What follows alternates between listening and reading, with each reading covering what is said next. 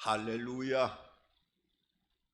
저는 오늘 이 출애굽기 14장 21절 이하의 본문 말씀을 근거로 해서 홍해의 이야기라고 하는 제목을 가지고 잠시 은혜를 나누겠습니다.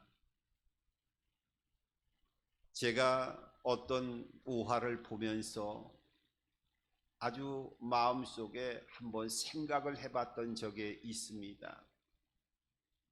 어느 날 3일 정도 굶은 호랑이가 그 3일을 굶었으니까 얼마나 배가 고프겠습니까? 이리저리 찾아다니면서 잡아먹을 동물이 없는가 싶어갖고 보다 보니까 어디에 고개를 숙이고 힘이 없이 앉아있는 토끼를 한 마리 발견하게 되어졌어요. 그래서 이 호랑이는 얼씨구 좋다, 이제 저 토끼야 뛰어봤자 얼마나 뛰겠느냐 하면서 날렵한 모습으로 토끼를 딱 움켜쥐었는데, 이 토끼가 갑자기 호랑이에게 뭐라고 얘기를 했느냐 하면, 이 얼빠진 호랑이야 하면서 소리를 크게 지르고 목을 빳빳하게 세우면서 호랑이에게 대들었어요. 그랬더니 이 호랑이가 지금까지 토끼를 잡아먹으면서도 이런 토끼를 본 적이 없어갖고 얼마나 놀랬는지 갑자기 순간적으로 낚아챘던 토끼를 놓쳐버리고 말았어요. 그리고 다음 날이 됐습니다. 이번에도 또 하루 동안 3일에 굶은 데다가 하루를 더 굶었으니까 얼마나 배가 고팠겠습니까? 그래가지고 가만히 보니까 토끼 한 마리가 또 어스렁어스렁 거리는 거예요. 야, 이게 저거는 반드시 내가 잡아먹어야 되겠다면서 호랑이가 그 토끼를 낚아챘는데, 이 토끼가 뭐라고 얘기하느냐면 이번에는 이렇게 얘기하는 겁니다. 이거 놔 임마, 어제 나야 나, 이렇게 얘기하더라는 거예요. 그러니까 호랑이가 어제 그 토끼 깜짝 놀래가지고 이번에도 그 토끼를 놓아주고 놓쳐버리고 말았어요. 그리고 또 하루를 굶었어요. 그리고 다음날 이번에는 반드시 잡아먹어야 되겠다, 안 그러면 내가 살 수가 없으니까. 그래서 이 호랑이가 가만히 보니까 이번에도 토끼 한 마리가 딱 나타난 거예요. 그래서 이번에는 잘 살펴보았어요. 그제 놓친 토끼, 어제 또 놓친 그 토끼는 잡아먹지 말아야 되겠다, 내가 너무 무서워갖고 놀래갖고 안 되니까 한번 살펴본 이후에 그 토끼가 아니면 잡아먹어야 되겠다, 이렇게 생각을 한 거예요. 그래서 호랑이가 이번에 가만히 그 토끼를 살펴보니까 그제 토끼도 아니고 어제 토끼도 아니에요. 새로운 토끼예요. 그래서 이번에는 안심하고 그 토끼를 확 움켜쥐어 갖고 딱 잡아먹으려고 하니까 토끼가 한마디를 했는데, 그 토끼가 말하는 걸 듣고 이 호랑이가 그냥 완전히 쓰러지고 말았어요. 왜 쓰러졌을까요? 그 토끼가 호랑이에게 그렇게 얘기를 하는 것이었습니다. 이 얼빠진 호랑이야, 내 소문 벌써 다 났어, 이렇게 얘기하더라는 거예요. 여러분, 독수리가 왜 새 중에 왕이 되겠어요? 독수리는 일반적인 날개를 펼쳐갖고 나는 것보다도 폭풍우가 몰아칠 때 그 날개를 통해서 상승 기류를 타고 하늘 높이 올라가게 되어지고 일반 새들이 날아오지 못하는 그 고공의 영역까지 날아가는 날개가 있기 때문에 독수리가 새 중에 왕이라고 얘기하는 것입니다. 만약에 독수리가 날개가 꺾인다고 하면 그건 독수리소에 가치가 없는 거지요. 호랑이가 왜 백수의 왕이 되겠습니까? 호랑이의 야성을 잃어버린다고 하면 그 호랑이의 본질적인 것을 잃어버리기 때문에 더 이상 백수의 왕으로서 그 호랑이가 많은 동물들의 왕이 될 수가 없는 것이지요. 여러분, 하나님의 자녀들은 하늘과 땅을 창조하신 하나님의 생명을 성령의 역사를 통해서 공급받는 하나님의 자녀들입니다. 이 하나님의 자녀들이 야성을 잃게 되어지면 그야말로 안타까운 삶을 이 땅에서 살아갈 수밖에 없는 존재가 되어지는 것이지요.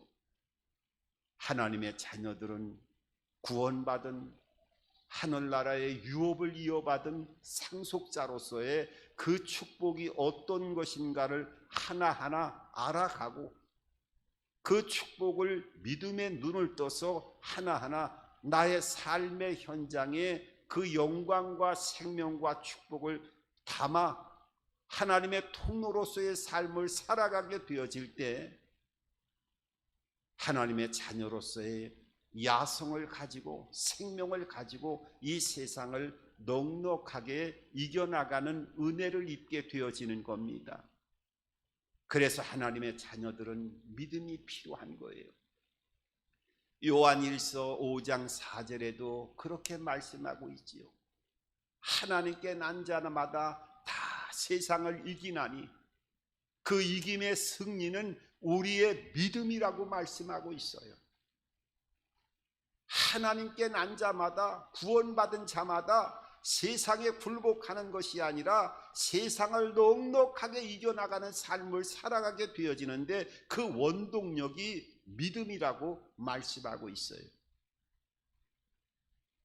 여러분, 오늘 제목이 홍해 이야기입니다마는 오늘 이 출애굽기 14장의 말씀은 우리가 믿음과 현실 사이에 갈등하는 여러 가지 모습을 보여주고 있는데 하나님이 이스라엘 백성들을 200만이 넘는 백성들을 애굽 땅에서 출애굽시켰어요.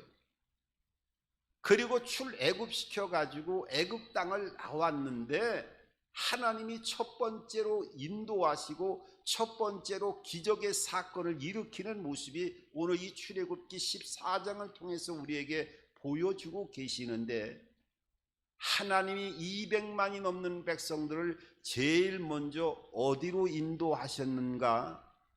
오늘 본문은 21절부터 말씀을 드렸지만은 출애굽기 14장 1절과 2절과 3절을 보면 하나님이 첫 번째로 200만이 넘는 백성들을 인도하셨던 곳을 보게 되어지는데 오늘 1절과 2절과 3절은 이렇게 말씀하고 있습니다.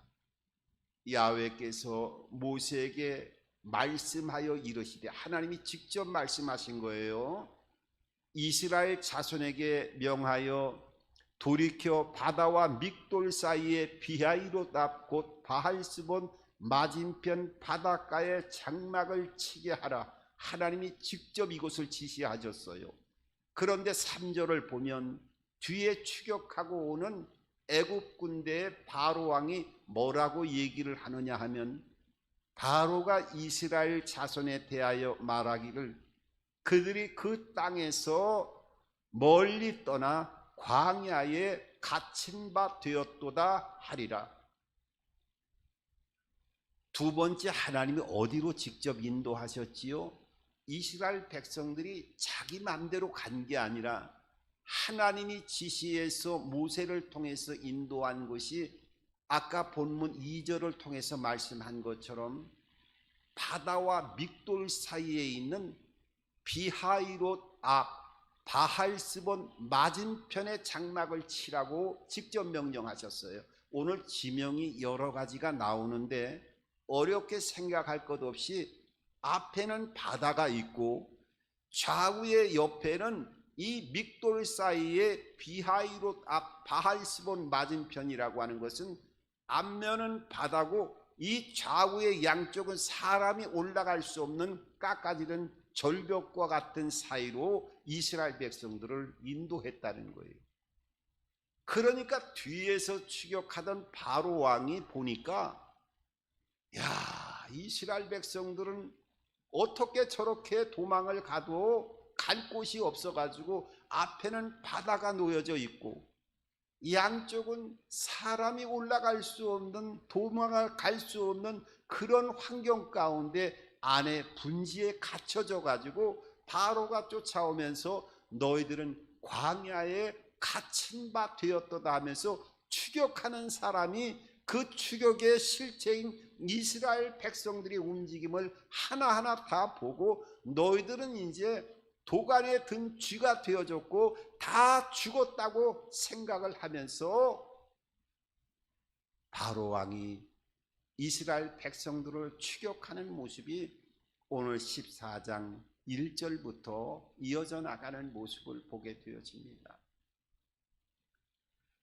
여러분, 이 상태에서 한쪽은 그 당시에 세계를 제패하고 있는 최강의 애국 군대가 이스라엘 백성들을 사륙하기 위해서 뒤에서 추격하고 있었고, 앞에는 바다가 가로져 막혀 있었고 옆으로는 어떻게 도망을 갈 수 없는 분지 속에 갇혀 있는 이스라엘 백성들이 이 상황 속에서 과연 어떤 생각을 하게 되어졌을까 하는 생각을 한번 해보게 되어집니다.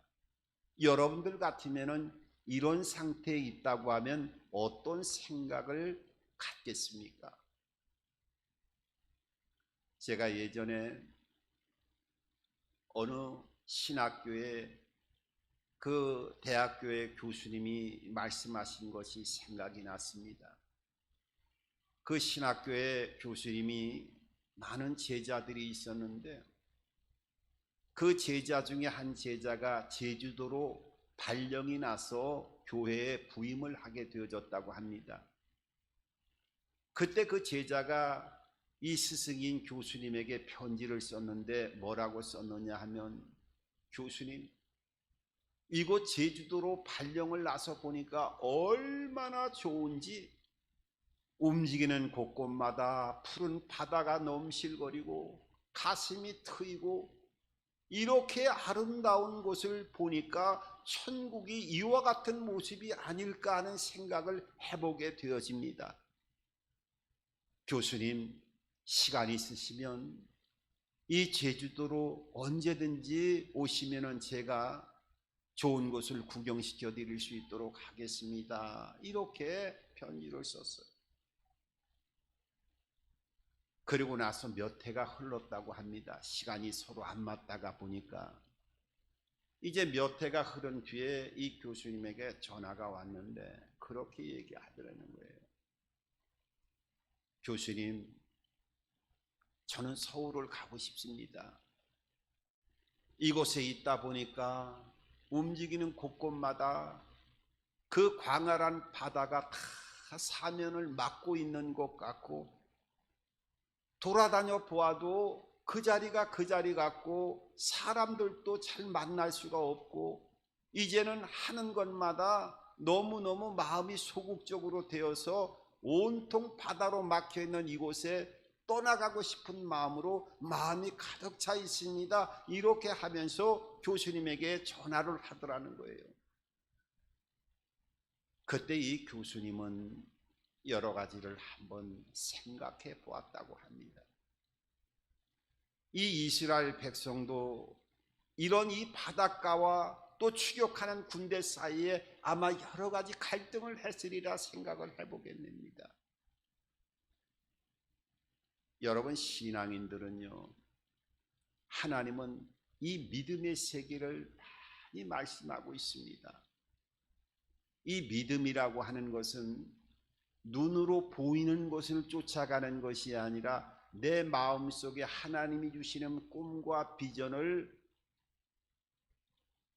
그것을 믿는 것을 눈으로 되지 않았고 현실로 나타나지 않았지만 그것을 보는 것이라고 성경은 정의하고 있어요. 그러니까 눈으로 보아서 여기가 교회구나, 여기에 의자에 앉아야 되겠구나, 이 의자니까 앉아야 되겠구나 이렇게 눈으로 보고 의자다 교회다라고 판단하는 것이 아니라 내 마음으로 꿈꾸고 그림을 그리는 하나님 주시는 비전 안에서 내가 먼저 믿는 것을 보는 것을 성경은 믿음이라고 말씀하고 있어요. 그래서 그 믿음의 유명한 히브리서 11장은 믿음이라고 하는 것은 보이지 않는 증거요 바라는 거의 실상이라고 말씀하고, 그 전에 선진들이 모든 것들을 증거하지 않았느냐 하면서 그 증거에 대해서 쭉 말씀하고 있는 것을 보게 되어집니다. 그래서 우리가 믿음의 세계로 하나님의 자녀 안에서 걸어갈 때에도 어려운 일이 없는 게 아니라 어려운 일이 많이 있어도 그 어려운 일을 극복해 나가고 넘어나가는 것이 바로 하나님의 구원받은 하나님의 그 믿음의 삶을 살아가는 하나님의 자녀들에게 환난과 역경이 다가오면 그것을 잘 극복해 나가고 하나님이 예비하신 축복의 길을 믿음의 눈을 떠서 바라보는 것, 그것이 바로 하나님의 자녀의 삶을 살아가고 세상을 이기는 길이라고 말씀하고 있어요. 그래서 시편 34편 19절에 보면은 뭐라고 말씀하고 있느냐 하면, 의인은 고난이 많으나 그 모든 고난에서 여호와께서 건지시는도다 이렇게 말씀하고 있어요. 의인이라고 하는 것은 하나님의 구원받은 자녀의 가운데도 삶 가운데 많은 어려운 일이 다가온다는 거예요. 그런데 하나님께서는 뭐예요? 간혹 가다가 그 어려움 속에서 건져주시는 것이 아니라 그 모든 고난에서 하나님이 건져주신다는 거예요. 하나도 예외 없이 좀 늦게 되고 어려운 문제가 있어도 합력해서 선을 이루게 해주셔서 그 곤고함 속에서 나중에 지나와서 보면 하나님께서 다 건지셨다고 하는 것을 알게 해주시겠다는 거예요. 여러분, 하나님의 말씀 가운데 그 시편의 말씀에도 그렇게 말씀하지요. 환난 날에 나를 부르라.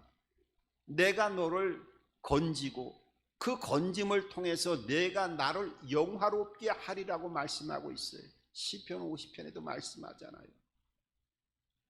내가 너를 건져주는 걸 통해서 너는 나에게 영광이 되어지는 모습으로 모든 사람들에게 드러나게 해주겠다는 거예요. 그 어떤 사람은 또 그렇게 얘기합니다. 저는 문제를 만나도 전혀 두려워하지 않습니다. 왜요? 저는 하나님과 직통할 수 있는 전화번호를 알고 있기 때문에 그렇습니까? 그래요? 하나님과 하늘에 있는 하나님과 직통으로 만날 수 있는 전화번호가 있어요? 그럼 전화번호 좀 한번 좀 가르쳐 봐주세요. 그랬더니 이 사람이 뭐라고 얘기했냐면 33국의 3번이래요. 아니 33국의 3번이요? 예, 에레미야 33장 3절이 저는 하나님께 전화하는 전화번호입니다. 그 에레미야 33장 3절에 뭐라고 말씀하고 있어요? 너희는 내게 부르짖으라. 그리하면 내가 응답하겠고 하나님의 놀라운 역사를 보여주시겠다는 거예요. 부르짖으라는 거예요. 여러분, 이 광야에 갇힌 바 되어지는 한쪽은 바다고 한쪽은 그 애굽 백성들이 이스라엘 백성들을 죽이기 위해서 진멸시키기 위해서 뒤에서 추적하고 있었던 거예요. 그러니까 한쪽은 우리를 죽이기 위해서 쳐들어온 이스라엘 군대를 보았던 이스라엘 백성들은 그 두려움 속에서 그 죽음의 공포 속에서 그 마음이 떠나가지 못했어요. 그런데 모세는 그 쫓아오는 애굽 군대를 본 것이 아니라 저 앞에 가로막고 있는 바다의 밑에 길을 내시고 그 길을 통해서 이스라엘 백성들을 다 지나가게 해주시고 추적했던 애국 군대를 한두 명이 아니라 한꺼번에 진멸시키기 위해서는 바다 사이에 들어오게 해서 한꺼번에 물을 덮어가지고 한꺼번에 이스라엘 애국 군대를 진멸시키는 것이 제일 낫겠다 하나님이 판단하셔가지고 그 두려움 속에서 한쪽에는 추격하는 애국 군대를 보았지만은 모세는 그곳을 본 것이 아니라 믿음의 눈을 떠서 그 파도가 넘실거리는 바다 밑에 길을 내시고 이스라엘 백성들을 인도하시는 놀라운 역사를 믿음의 눈을 떠서 바라보았다는 거예요. 여러분, 이 믿음의 세계는 바로 그런 거예요. 이 절망적인 세계에 한쪽은 두려움이 닥쳐오지만 그 두려움 속에 머물러 있는 것이 아니라 믿음의 눈을 뜨게 되어지면 바다 밑에 길을 내시는 하나님의 역사를 눈으로 보고 믿음으로 받아들일 때 그 역사의 통로로 하나님이 하나님의 자녀들을 사용하신다고 하는 것을 보게 되어집니다. 여러분, 하나님은 어떻게 일하셨는 줄 아세요? 하나님은 오늘 21절을 보니까 큰 동풍을 불게 했다고 말씀하고 있어요. 오늘 본문 21절에 이렇게 말씀하고 있지요. 모세가 바다 위로 손을 내밀매 야훼께서 큰 동풍이 밤새도록 바닷물을 물러가게 하시니 물이 갈라져 바다가 마른 땅이 된지라. 여러분, 제일 먼저 어떻게 해요? 큰 동풍이 불게 해주셨대요. 이 성경을 자세히 보면은요, 이 큰 동풍이 불었다라고 하는 것은 무엇을 말씀하시고자 하는 거냐 하면, 바람이 불 때 동풍과 서풍이 있고 남풍과 북풍이 있잖아요. 그런데 이 동풍이 불어온 곳은 이스라엘 백성 쪽에 있는 쪽에서 바람이 분 게 아니라 추격하고 있는 애굽 군대의 그쪽에서부터 바람이 불어왔다는 거예요. 그러니까 하나님이 바람을 불게 한다는 것은 내가 눈으로 보고 느껴지는 이스라엘 백성들이 지금 느껴지는 그 바람을 경험할 수 있는 것이 아니라 추격하고 있는 그 애굽 군대로부터 동풍이 시작되어져서 이 이스라엘 백성들의 이 바다를 마르게 하는 역사를 행하신 것을 보게 되어져요. 이것은 뭐냐면 이스라엘 백성들은 알지 못했지만은 애굽 군대 쪽으로부터 바람을 불게 했던 하나님의 일은 먼저부터 두려움 속에 모든 일을 손 놓고 계셨던 것이 아니라 먼저부터 그 애굽 군대의 진영으로부터 동풍을 불게 해서 일을 먼저부터 시작하고 계셨다고 하는 것을 우리들에게 보여주고 있습니다. 여러분, 어떤 어려운 일을 만나고 하나님이 살아계신가? 이런 어려움 속에서 어떻게 우리를 구원해주고 건져줄 수 있겠는가? 이렇게 두려움 속에 있을 때 하나님은 손을 놓고 계신 분이 아니라 내가 볼 수 없고 알 수 없지만은 동풍을 불게 해서 하나님의 일이 먼저 시작되어지고 움직여지는 여호와 일에 준비하시는 하나님의 역사가 우리의 삶 가운데 임하여지고 있다고 하는 것을 가르쳐주고 계셔요. 여러분, 그리고 오늘 보면은 어떻게 해요? 큰 동풍이 불었는데 밤새도록 동풍이 불게 했다는 거예요.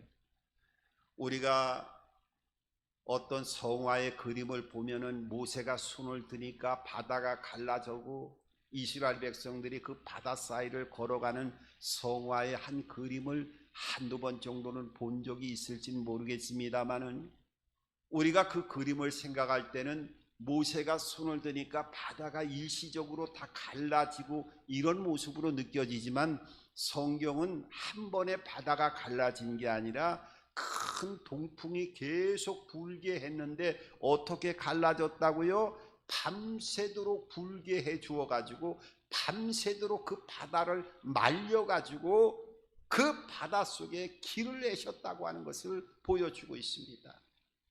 이거는 우리에게 생각하는 여러 가지 의미가 있어요. 우리가 생각할 땐 이스라엘 백성들도 그런 생각을 했을 겁니다. 이 절대절명의 위기 가운데 바로 바다가 갈라지는 표적을 보여주셔야 될 터인데 왜 이렇게 밤새도록 동풍을 불게 해서 천천히 마르게 하셨는가? 이 천천히 마르게 하시면서 애굽 군대 진영에는 천사가 구름 기둥과 불 기둥을 통해서 그 벽을 막았어요.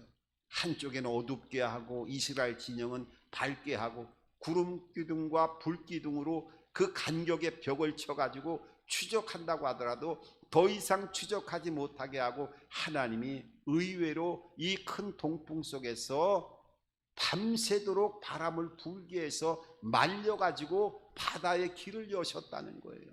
얼마나 사람이 생각할 땐 답답하게 생각하겠어요. 그런데 하나님이 일하시는 방법은 바로 이런 모습을 통해서도 많이 일하신다는 거예요.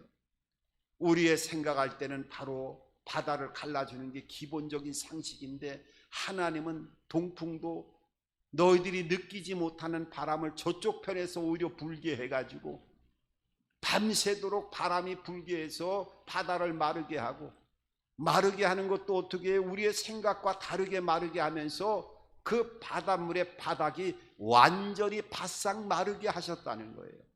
여러분, 200만이 넘는 백성들이 바닷길을 걸으려면 최소한 폭이 100m 정도는 넘어야 됩니다. 그런데 그 바닷물 사이에 금방 갈랐을 때는 물이 질척질척하고 진흙탕이 되어진다고 하면 이스라엘 백성들이 제대로 건널 수가 있겠어요? 하나님은 그것까지 다 예비하시고 밤새도록 말려서 그 바닥 자체를 완벽하게 마르게 하셨다는 거예요. 이스라엘 백성들이 건너가는데 전혀 지장을 받지 않고 좌우에는 물벽을 세워놓고 밑에는 바삭바삭한 상태에서 이스라엘 백성들을 건너게 하는, 밤새도록 동풍을 불게 해서 완벽하게 그 길을 내시는 하나님의 일하시는 모습을 우리들에게 보여주셨어요. 그리고 이 애굽 군대의 싸움은 하나님이 대신해서 싸워주셨다는 거예요. 오늘 25절에 보면 이 애굽 군대가 그걸 느끼게 되어집니다. 25절에 뭐라고 말씀하고 있느냐 하면 그들의 병거 바퀴를 벗겨서 달려가기 어렵게 하시니 애굽 사람들이 이르되 이스라엘 앞에서 우리가 도망하자. 야훼가 그들을 위하여 싸워 애굽 사람들을 치는도다. 이건 사람이 움직여서 우리를 치는 게 아니라 하나님이 저들의 편이 되어서 우리 군대를 치고, 그 군대를 치는 방법이 어떻게 해요? 추격하는 병사들의 바퀴가 다 떨어져 나갔다는 거예요. 우리가 일상적으로 보면 추격하는 군대가 바퀴가 빠져나가면 그럴 수도 있지 이렇게 생각하지만 그 바퀴를 빠뜨려 나가는 그 모습 자체도 하나님이 우연한 모습으로 그 추격병들의 병거를 망가뜨리는 모습을 통해서 역사하시고 싸우시는 모습을 우리들에게 보여주고 있어요. 여러분, 이것은 믿음의 눈을 뜬 자만이 볼 수가 있는 거예요. 저희가 지금은 모르겠습니다만은 예전에는 입체 영화를 보려고 하면 그 영화관에 가면 그 입구에서 까만 안경을 하나씩 줍니다. 왜냐하면 그 입체 영화를 일반 영화가 아니라 들어가서 보려면 거기에서 나눠주는 안경을, 그 까만 안경을 쓰고 보게 되어질 때 그 안에 화면들이, 동물들이 막 나에게 달려져 오고 비행기가 갑자기 내 앞으로 날아와서 깜짝깜짝 놀라게 하고 입체적으로 화면이 움직이지. 그런데 그 안경을 벗게 되어지면 그 안에 있는 화면이 아주 흐리흐리하게 잘 보이질 않아요. 여러분, 우리가 신앙생활도 이 믿음의 안경을 쓰고 볼 때 그 믿음 안에서 어떠한 환경 가운데 어려움이 있다 할지라도 바다에 길을 내시는 하나님의 손길을 볼 수 있고 체험할 수 있고 그 은혜를 경험할 수 있는 하나님의 인도하심 속에 하나님의 자녀들이 그 영광을 체험하고 은혜를 경험하게 되어지는 것입니다.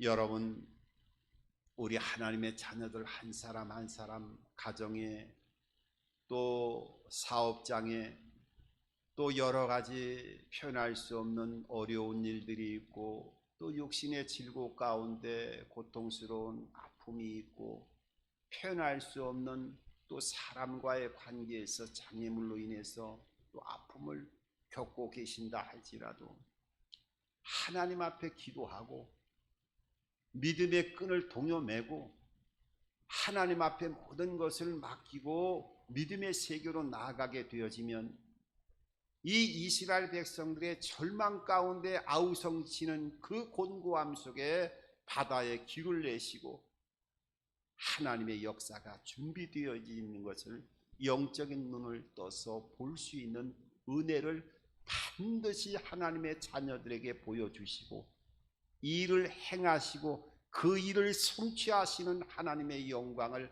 반드시 나타내게 보여주신다고 하는 것을 여러분들이 잊지 마시고 오늘 이 홍해 이야기를 통해서 믿음의 안경을 다시 여러분들이 찾아서 쓰고 하나님과의 관계를 이루어 나갈 수 있는 저와 여러분들의 모든 삶이 되어지기를 주님의 이름으로 축원합니다.